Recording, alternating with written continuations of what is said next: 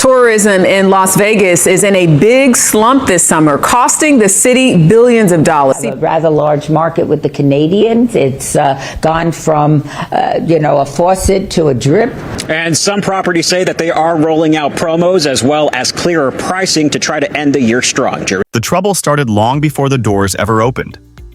Long before the first slot machine flickered to life, or the first guests stepped across the massive red and chrome entrance. The project that was supposed to rewrite the future of the Las Vegas Strip was already carrying a weight it could never truly escape. Resorts World. Las Vegas, the $4.3 billion gamble meant to redefine luxury, innovation, and international investment in America's most competitive entertainment city, is now being whispered about in corridors of power, financial offices, and industry backrooms for a very different reason. Not for its triumph, but for what many insiders quietly call one of the Strip's biggest disappointments of the decade. It was supposed to be the great comeback story, a beacon rising from the ashes of the old Stardust site. A bold statement that Las Vegas was ready to reinvent itself after years of delays and economic uncertainty. For nearly a decade, the skyline was dominated by cranes, steel frames, and promises of the most technologically advanced resort the city had ever seen. But those promises began to crack the moment the real numbers, both financial and operational, started coming in. People close to the project say the tension was already visible during the final stretch of construction. Costs ballooned past early estimates, labor disputes surfaced, and deadlines slipped. Behind the scenes, senior figures were battling the unstoppable math of an over-budget mega-project launching in one of the most competitive hospitality markets in the world. And while every Las Vegas resort faces its own unique challenges, the magnitude of this one, the ambitions wrapped around it, and the timing of its debut would create a perfect storm that no one on the Strip could ignore. When Resorts World finally opened its doors in June 2021, the fanfare was enormous. It was the first ground-up resort on the Strip in more than a decade, and expectations were sky-high. There was talk of new technology, cashless gaming, ultra-luxury brands, high-end dining, and 3 separate Hilton-affiliated towers housed within one property. But what the public didn't see was the financial pressure building underneath. Executives knew that occupancy had to be strong from day one. They needed to attract big-spending tourists immediately. They needed to steal attention from rivals with deeper roots, stronger reputations, and more established high-roller networks. Instead, they launched into an environment still struggling to rebound from post-pandemic volatility, where visitor patterns were unpredictable, international travel remained uneven, and local competition had never been fiercer. Within months, analysts began quietly outlining concerns that the projected revenue numbers simply weren't materializing. Room rates were softer than expected. Gaming volumes lagged behind the Strip's top performers. While Wynn and Encore, just across the street, pulled in stable numbers through their loyal, premium clientele, Resorts World struggled to distinguish itself, often ending up in the shadow of properties that had decades of history and brand trust. The irony was blunt.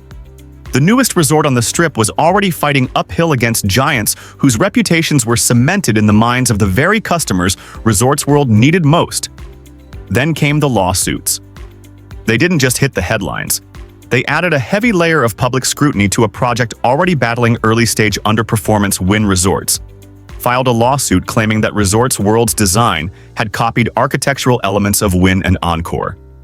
Though the case was eventually dismissed, the optics were damaging. In a city where branding and image are everything, the last thing a brand new mega resort wants is to be accused of imitation.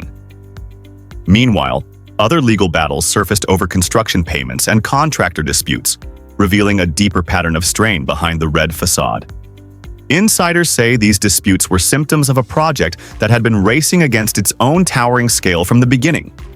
The pressure to open, the pressure to innovate, the pressure to justify its astronomical price tag, all of it weighed down the resort at a time when it needed stability more than spectacle. And once the doors opened, the Strip's market reality hit with full force. Las Vegas was no longer a place where simply opening with a grand announcement guaranteed long-term success. The landscape had changed. Visitors wanted more than flash. They wanted value, loyalty perks, culinary prestige, and unique entertainment experiences, Wynn had them. The Venetian had them. Caesars had them. Resorts World was still trying to prove it could compete at that level. Even the very thing that was supposed to make the resort stand out, cutting-edge technology, began generating its own criticism. Cashless gaming and app-driven features were touted as the future of the Strip, but early reviews noted glitches, inconsistent service, and a complicated user experience. In a business where convenience is king and frustration is poison, these technological stumbles made some guests hesitant to return. And then, the occupancy numbers. In a city where the top-tier resorts routinely find ways to keep their towers full, Resorts World found itself in a difficult position. Analysts tracking quarterly performance noticed trends that were hard to ignore.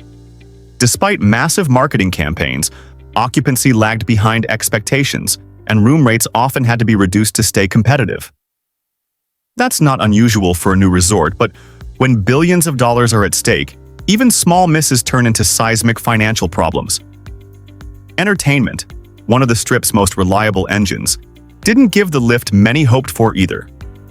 The resort brought in A-list performers, including one of the biggest pop stars on the planet, in a highly publicized residency. For a while, it helped generate buzz, but it didn't transform the property into the must-visit destination leadership envisioned. When shows ended or paused, the excitement dipped, leaving the resort searching for the next major draw. Hospitality insiders began saying privately what few dared express publicly. The resort lacked a clear identity. Was it luxury? Was it mass market? Was it tech-forward? Was it international? Was it affordable? The messaging felt stretched, broad, undefined. When a resort tries to be everything, it often becomes nothing memorable. And in Las Vegas, memorability is survival. The financial pressure only grew. Operating a mega resort on the Strip is brutally expensive. Staff costs, maintenance, utilities, technology, entertainment contracts, marketing. Every category burns cash at an extraordinary pace. When revenue softens, the weight becomes suffocating. For a resort that cost $4.3 billion to build, the expectations were unforgiving. Shareholders wanted results.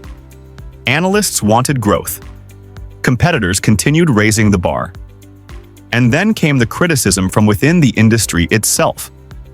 Some executives from rival properties spoke, off the record, about the resort's slow traction, confusing branding, and underwhelming performance.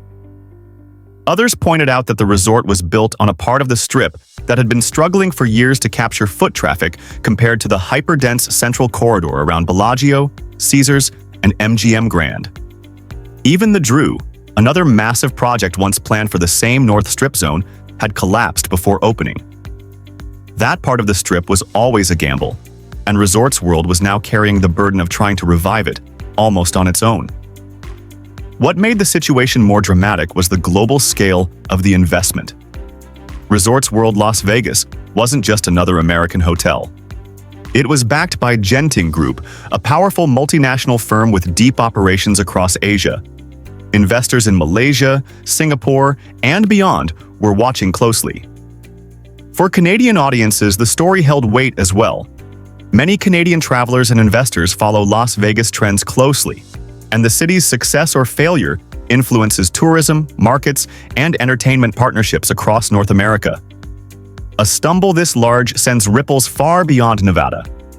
Behind the bright LED lights, the internal stress grew sharper. The resort initiated leadership shifts. Departments reorganized. Strategies were reevaluated. Marketing campaigns were rewritten. At times, it seemed like the resort was in constant motion, constantly adjusting, constantly searching for the formula that would finally unlock its potential. But with every adjustment came new costs, new unknowns, and new impatience from stakeholders. Construction disputes still lingered in financial filings. Critics questioned the return on investment. Analysts pointed out that the Strip's most successful properties had built their reputations over decades, not years. Yet even those comparisons weren't enough to excuse the brutal reality. A $4.3 billion mega resort should not be struggling for relevance this early in its life cycle. And as the lights of the Strip keep burning, Resorts World stands at a crossroads, a towering reminder that even the brightest dreams can cast long shadows. What happens next won't just decide the fate of one resort. It will shape the future of every billion-dollar gamble that rises in Las Vegas. The city is watching. The industry is waiting. And the next chapter is going to change everything.